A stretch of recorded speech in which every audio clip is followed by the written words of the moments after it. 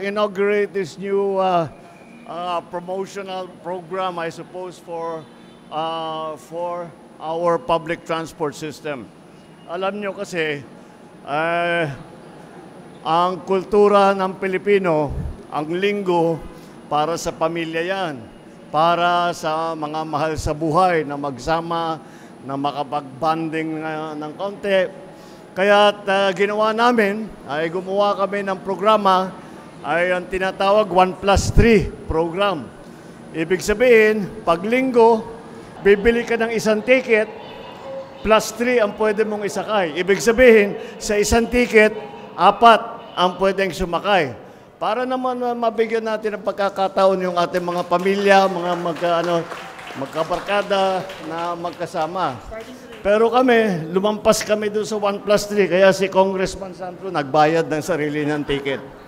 Pero yun ang aming, sana naman, mabigyan natin ng pagkakataon ang ating mga kababayan na maramdaman nila yung linggo. Kasi alam naman namin napakahirap ng oras ng commuter. At madalas nating marinig, wala na kaming oras para sa pamilya. Dahil pagdating namin, tulog na lahat. Aalis kami, tulog pa. Kaya naman, sinasabi namin, bigyan natin ng chance naman na magsama. Na hindi additional, hindi may dagdag na pagbayad. Para lang makasama ang inyong pamilya. Kaya nandito na yung ating program na 1+3. Meron pa akong isusunod na announcement dahil marami kaming doon sa pinaplanong EDSA rehabilitation. Ang daming bumalik na nag-aalala paano yung trabaho namin. Kung ang pag-commute namin ay napakatagal na, madadagdagan pa ng 1 oras, 2 oras, wala na talaga, hindi na kami uuwi. Kaya tinitignan po natin. Ito yung nangyari.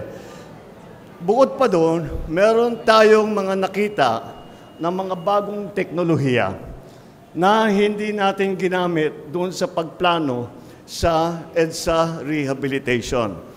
Kaya in-instructionan ko si Secretary Vince Dizon at saka si Secretary Manny Bunuan ng DPWH ay sinabi ko, pause muna doon sa rehabilitation.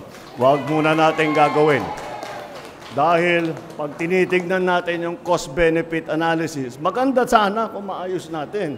Ngunit, ang laking sakripisyo ng 2 taon na masyadong mabigat, masyadong mahigpit ang traffic. Kaya pause na muna yan at sabi ko sa kanila, bigyan natin ang sarili natin ng 1 buwan. Pag-aralan natin itong mga bagong teknolohiya na nakikita natin, pag-aralan natin, gumawa tayo ng magandang plano, baka naman, imbis na 2 taon, magawa natin sa 6 na buwan, magawa natin sa 1 taon, whatever it is. Tingnan natin kung anong available sa atin. Pero sa ngayon, maliwanag na napakarami ang mahihirapan pagka tinuloy natin yung EDSA rehabilitation. We will find, in other words, ang sinasabi ko, we will find a better way na hindi masyadong mahirap para sa ating mga commuter. Yun lamang. Ngayon, sasakay na kami ng tren. Maraming salamat. Thank you.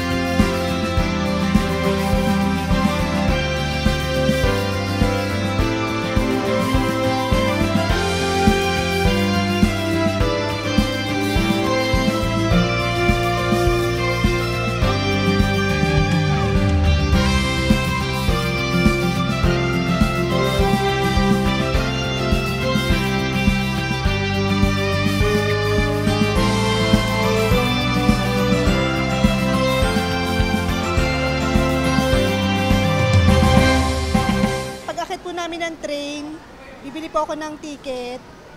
Sabi po nung teller, lumipat ako ng kabilang teller kasi meron po silang promo para po ma-avail namin yung promo nila. Bali po, 4 na ticket po, isa lang po yung binayaran namin.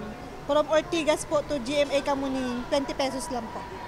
48 pesos po yung natipid namin. Maraming po salamat sa pamunuan po ng MRT sa libre po nilang sakay ngayong araw na po ito. We came from yung Ayala, sa Ayala. So ngayon, very accommodating yung dun sa station doon, yung mga teller. Napaka-bait nila. Tapos sabi nila, yung pag daw family, so yung 3, free, yung isa lang magbabayad. So talagang I was so thankful kasi talagang nakabawas ang babayaran namin, di ba? Ayan, layo-layo pa naman namin.